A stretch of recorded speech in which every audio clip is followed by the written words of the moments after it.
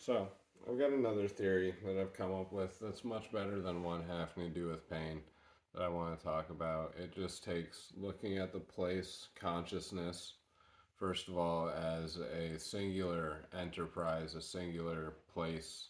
What I've been calling it in my head when I talk about it is consciousness symmetry, which is probably a misusage of the word, but potentially a really good alternative usage in the future.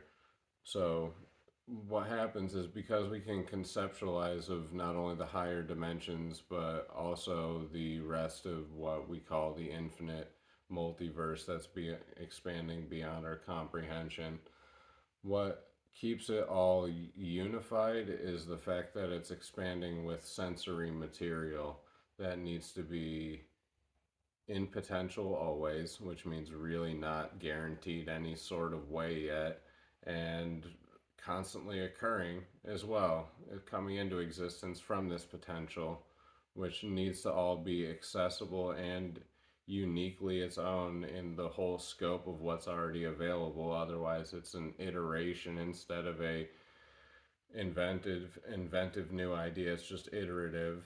So I think is a word.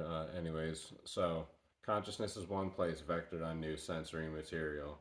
And it also takes understanding consciousness is not a miracle of chemistry or anything. It's just like we generate or something. It's like a guaranteed thing to happen pretty much after the first few dimensions generate from existence, kind of like how the Big Bang Theory works.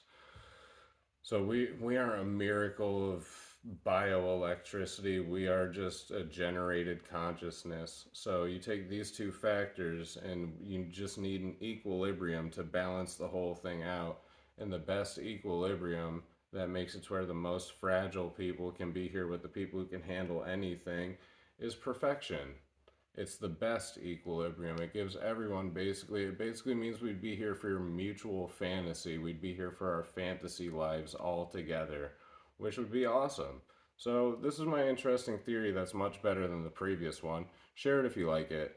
I think this is honestly a good theory because it's either that or it's chaotic swerving like most realism believers think, and that would just kind of suck, bar none pretty much.